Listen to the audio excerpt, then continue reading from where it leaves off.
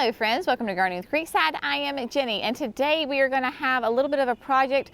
We are going to take out one hydrangea and put in another. I always tell you that gardening is about experiments, right? We try something, we think something's going to work really great in our brain, and maybe it doesn't always work out that way. Gardening is always evolving and changing. So behind me here on the bank, we are at the nursery, obviously, on the edge of the pines. And right behind me, I have an Invincibelle Ruby hydrangea that I planted here. This would be its third year in the ground here, and it is just not performing the way that I know that Ruby can and should be performing. It is not the plant's problem, it is a gardener's problem, a location problem. So today we are going to fix that. We have learned over the past couple of years that the Invincibelle Rubies do really their best performance here in North Carolina, Zone 7B, when they get morning sun and afternoon shade. I want to try an experiment. This is morning shade, but hot afternoon sun. It doesn't work. Not for this spot, not for where I am. It's not on irrigation. The plant is just not performing like it should. I don't get my nice big huge blooms on a continuous basis. So Ruby is going to, she's going to move, and we're going to put her in a spot that will be perfect for her. What we are going to do is we are going to put in a new hydrangea here at the nursery. It's not new on the market, but this is Let's Dance Can Do. So I want to show you the tag so that, because I do know how much y'all enjoy seeing the tag. Jerry and I first found this plant when we did our visit at Spring Meadow Nursery in Michigan last summer. Remember, Spring Meadow is the nursery that is responsible for all of the fantastic Proven Winners shrubs. So we were in Michigan in August, and they had a row of can-do hydrangeas between their parking lot and their sidewalk in front of the nursery, and it was just this hedge. They were stunning, and trust me, it was just as hot in Michigan in August as it was here at the same time, and they were performing their heads off. Fantastic. Now, what makes Can Do different than other hydrangeas is it is considered a serrata, so it's a lace cap hydrangea. Usually lace caps can be a little bit finicky, but they have bred this beautiful plant so that it blooms, of course, on old growth and new growth, so you really shouldn't have to prune it. But if you do, or you get a late frost in the season, you're still going to get gorgeous blooms, because Can Do produces flowers not just on the tip of the stalk, but all along the whole stem. So you're going to get a gorgeous display of flowers, really no matter what your spring season is like. And even if it does, you get a late frost, it takes some of them off, they rebloom a lot faster. So you're going to get this continuous display of beautiful flowers. It is rated as sun to part shade, zones 4 to 9, which us being a 7B is perfect for us, and it's going to be 3 to 4 feet tall, 3 feet wide. So I am going to, like I said, put her here. I think this is going to be a great option to have Can Do right here. It'd be gorgeous. Now it is, the color will be pH dependent. So for us, because we have very acidic soil, it will be in that blue to purple family. Again, it'll be gorgeous. It is a lace cap, but the flower petals on them are so large that eventually they will take over, and it looks a lot like a mop head. It's gonna be a lot of fun. So what I'm gonna do is really basic. I am gonna pull back the pine needles. I'm gonna get my shovel. I am going to dig as much of the root ball of the Ruby out, put her off to the side, and then I'll come back here and we'll chit chat about how I am going to plant the Can Do.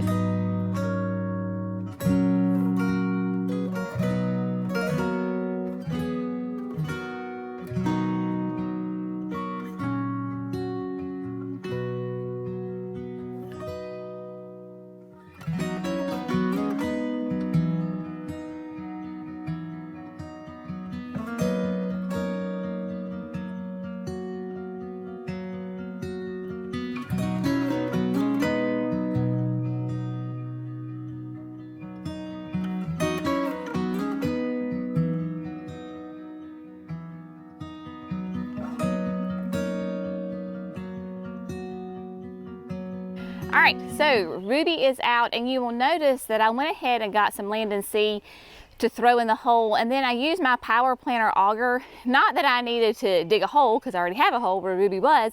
But one thing we've talked about before, how much I love this power planter auger, is because we have really compacted clay soil, right? And so here I was using my auger to aerate, fluff, break up those clods of that thick red clay, because the soil here is awful. That spot, it is terrible. But if you will see if I can show it to you.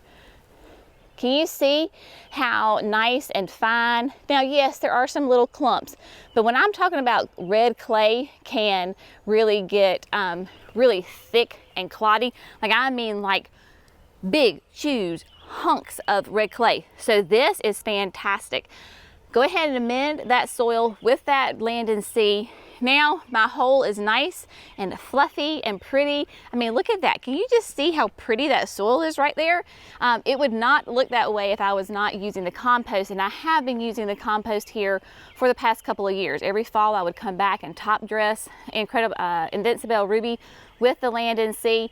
So now, hopefully Can Do will have a little bit more hospitable environment to grow in. So all I'm going to do is throw some biotone in the bottom of the hole and then plop her in the ground. And I want to show you a couple of things that you may want to consider when you're pruning a hydrangea such as Can Do.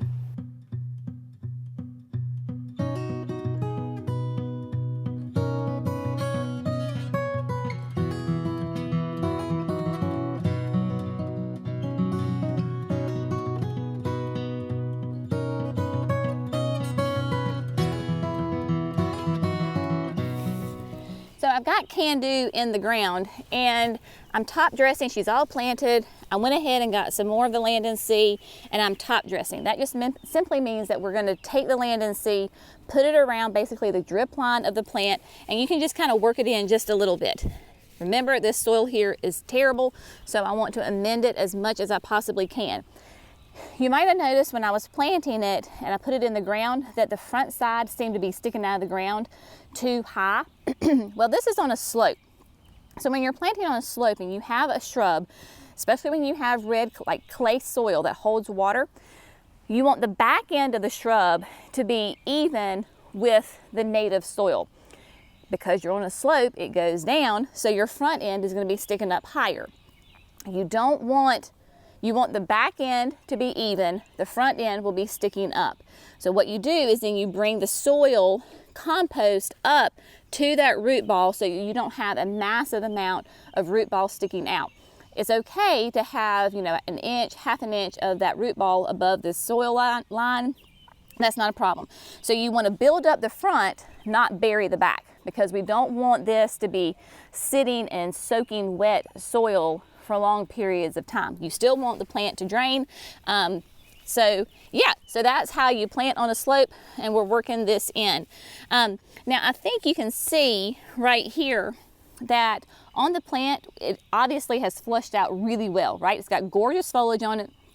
There are flower buds on this thing already, but you can see that we do have some stalks that are showing, and if you want to clean those up, it's really easy. So let me just show you, let me grab my clippers and I'm going to show you how to do it.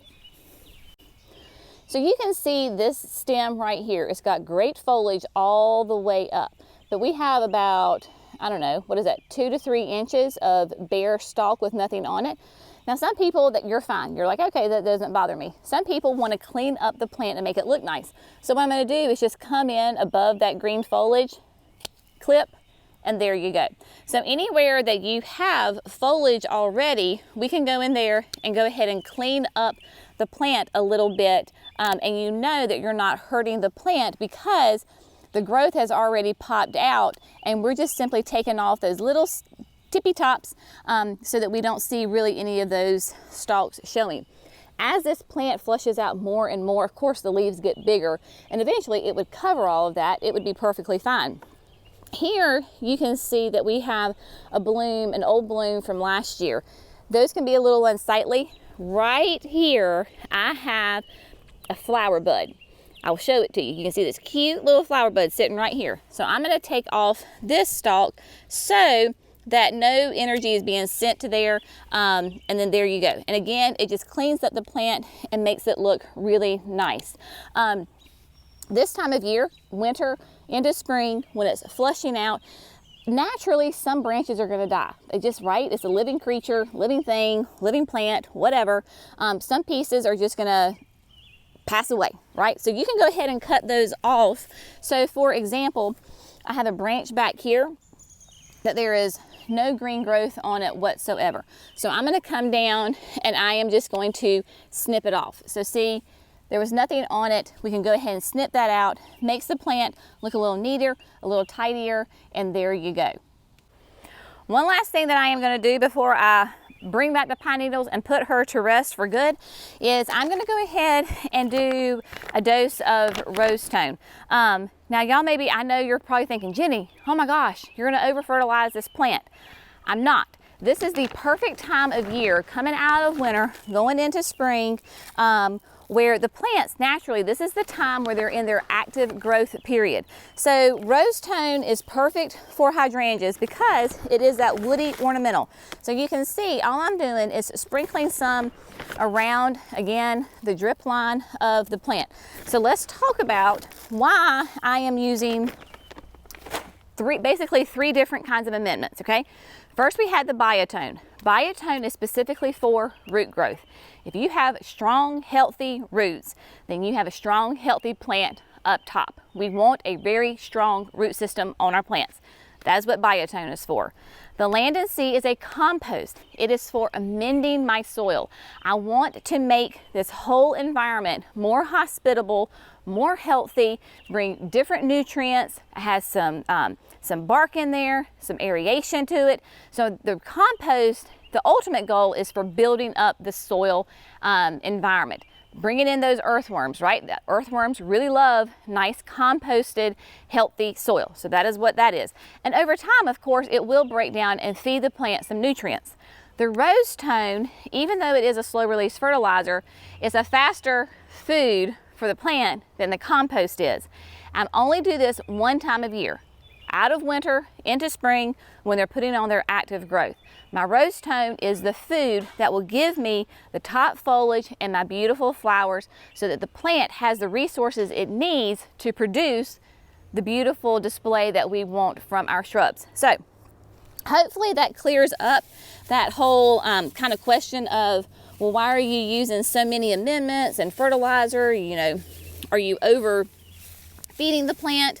I'm not. I'm just feeding the plant, which is very important. So all I'm doing right now is I am bringing back my pine needles that we are blessed with here because we have all these gorgeous pine trees, bringing it back up. And I use pine needles here because that's what the Lord's given us with these trees.